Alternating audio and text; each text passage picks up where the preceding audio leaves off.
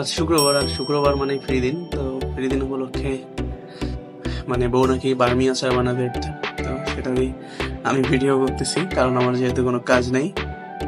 তো সবাই আশা করি পুরো ভিডিওটা দেখবেন।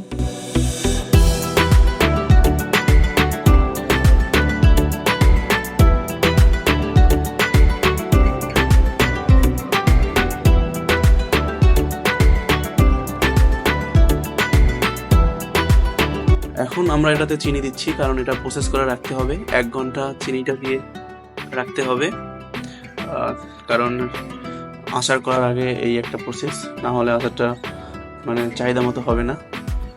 তো সেজন্য আমরা এটাকে 1 ঘন্টা রেখে দেব।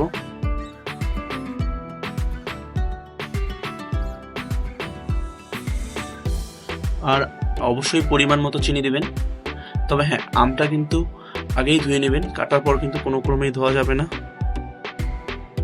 আর এখন যেটা করতে হবে সেটা ভালো করে মিক্সড করতে হবে, যেমনটা আপনারা দেখতে পাচ্ছেন।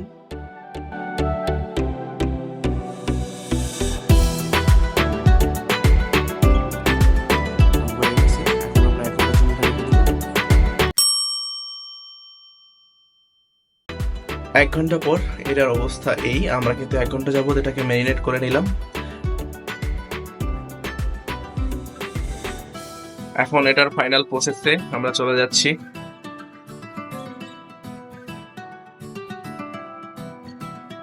কড়াইয়ে দিয়ে দিলাম।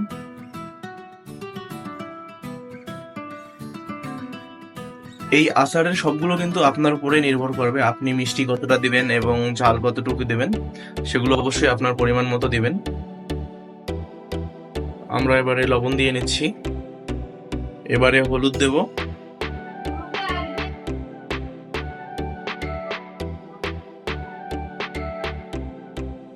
আমরা কিন্তু এখন পর্যন্ত তেল ব্যবহার করিনি। তেল কিন্তু আমরা সবার লাস্টে ব্যবহার করব। যে লিকুইডগুলো দেখতেছেন সেগুলো কিন্তু চিনি থেকেই যে ক্যারামেলটা হয়েছে সেটা।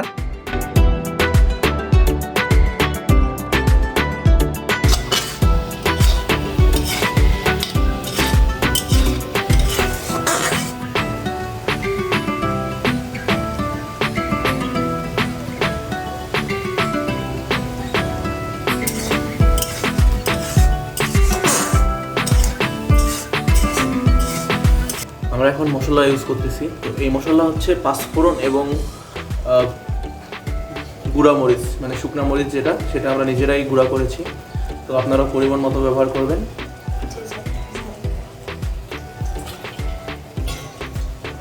তারপর একটু নেড়ে ছেড়ে দেবো।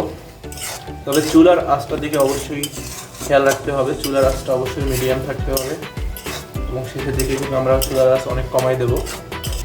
এখন কিন্তু একটা কালার, মানে আচারের যে কালার সেটা কিন্তু চলে আসছে। তো অবশ্যই আরও শেষ পর্যন্ত থাকতে হবে। এখন কিন্তু আরও কাছাকাছি চলে আসছে, যে কালার আচারের হয় সেটা কিন্তু একদম কাছাকাছি চলে আসতেছে। আমাদেরকে আরও কিছুক্ষণ অপেক্ষা করতে হবে। তবে আপনি চাইলে কিন্তু এভাবে ভেঙে দিতে পারেন, বা চাইলে সম্পূর্ণ রাখতে পারেন, সেটা আপনাদের ইচ্ছার উপর ডিপেন্ড করবে।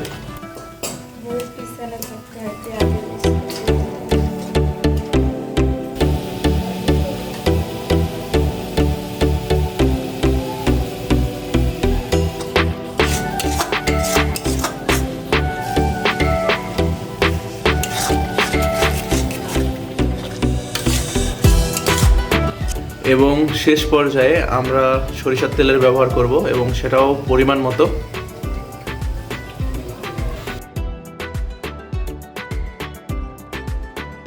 অবশেষে আমাদের কাঙ্ক্ষিত আচার তৈরি হয়ে গেছে। অবশ্যই আপনারা বাড়িতে বানানোর চেষ্টা করবেন। ভিডিওটি দেখার জন্য সবাইকে ধন্যবাদ।